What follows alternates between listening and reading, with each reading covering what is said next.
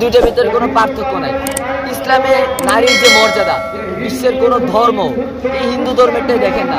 আগে একটু বলবে তারা ধর্ম সংস্কার করে, ধর্ম কি সংস্কারের বিষয় আসলে হাস্যকর একটা কথা।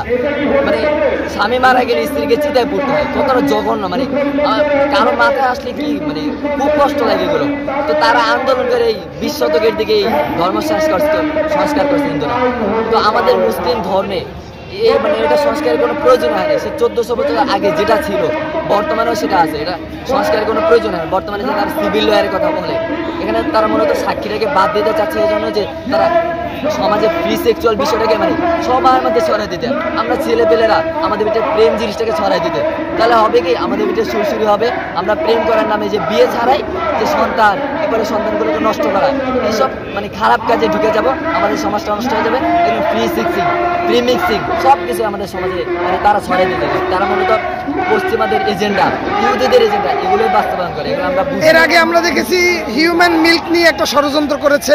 এখন আবার এই বিভিন্ন আপনার বিবাহ এবং আরো অন্যান্য বিষয়গুলো নিয়ে স্বামী স্ত্রীর মধ্যে যে বৈবাহিক সম্পর্ক, সে স্বামীরটা খাচ্ছে এবং পড়ছে, সে আশ্রয় দিচ্ছে এবং তাকে রাজরানী বানিয়ে রাখছে। এখন স্বামীর সাথে স্ত্রী যখন মেলামেশা করবে, স্বামী যখন মেলামেশার ইচ্ছা, তো সেটা নাকি ধর্ষণ। এই ব্যাপারে আপনার মন্তব্য কি? এটা আমি একটু আগেও বললাম যে পুরাটাই পশ্চিমাদের সংস্কৃতি। মানে এটা কোনো কথা হইলো যে আমি আমার বিবাহিত স্ত্রীকে মানে যখন আমাদের মিলনের সময় তার যদি মুড না থাকে, তাহলে আমি যদি মানে তার সাথে যৌন মিলন করি, সেটা নাকি এটা ধর্ষণ। এটা পশ্চিমাদের আমেরিকা, ইউরোপ, যুক্তরাজ্য, তারপরে ফ্রান্স, এইসব রাষ্ট্রগুলোতে এগুলো চলে। তো তারা ওইসব রাষ্ট্র থেকে ধার করে এই সংস্কৃতিগুলো আমাদের উপর চাপাই দিতেছে। এটা মূলত এই বাংলাদেশের মুসলমানের এসে যে আম পাবলিকের এগুলো বুঝে, জেনারেল মানুষটা। একজন রিক্সা চালকের সাক্ষাৎকার নিলে, একটা অটো রিক্সা চালক, আমরা আসার সময় অটো রিক্সা চালকের সাথে কথা বলতেছিলাম যে এই বিষয়ে আপনার আজকে যে হেফাজতের বা আলেমদের যে আজকের এটা আপনি কি ভাবেন, আপনি কি নিতেছেন, যে আপনার মতামতটা কি। উনি বলতেছে এটা আসলে মোটেই দরকার নেই। এখানে আমি যদি স্ত্রীকে বা মেয়েদেরকে যদি আমি পুরুষের চেয়ে অগ্রাধিকার দিই, তাহলে তারা কিন্তু পুরুষের উপরে উঠবে। এই যে হাসিনা, শেখ হাসিনা কি করে গেল 16টা বছর, এটা দেশ কিভাবে চলতে পারে? হাজার লক্ষ কোটি টাকা লোপাট করছে। টাকাগুলো শুনলে আমি 28,86,000 কোটি টাকা। হ্যাঁ, এই যে মিরপুর 10-এ যে মেট্রোটা সামান্য আগুনে পড়ছে, তারা বলছিল 100 কোটি টাকা লাগবে না, এরকম 1000 কোটি টাকার কথা বলছে। অথচ ইন্টারিম গভর্নমেন্ট আইসা 1 কোটি টাকা করে ফেললো। কত 100 কোটিতে করলে তারা 99 কোটি টাকা মানে লোপাট করতো। পদ্মা সেতুতে 30,000 কোটি টাকা। মানে ভাবলে এই টাকাগুলো যদি আমাদের দেশের এই যে গরিব মানুষদের, ঢাকা শহরে আসলে কত ভিক্ষুক মানে ভিক্ষা দিতে ক্লান্ত হয়ে যায়।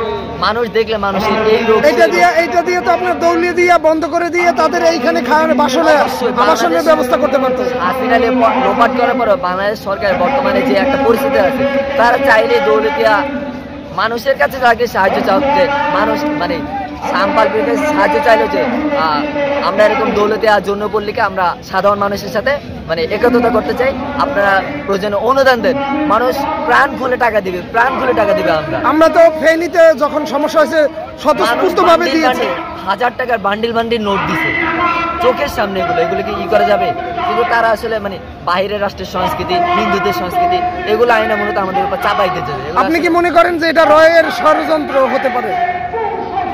মানে আমি স্পেসিফিকলি বলবো না যে এটা রয়ে, তবে আমি বলবো এটা বাহিরের কোনো ষড়যন্ত্র।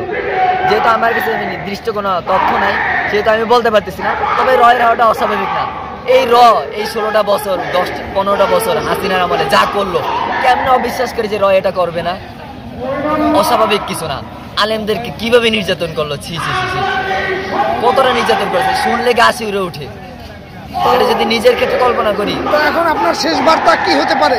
শেষ বার্তা হচ্ছে আমরা সবাই মিলেই ডক্টর ইউনূসকে সাপোর্ট দিয়ে ইন্টারিম গভর্নমেন্টে তাকে প্রধান উপদেষ্টা হিসেবে করছি।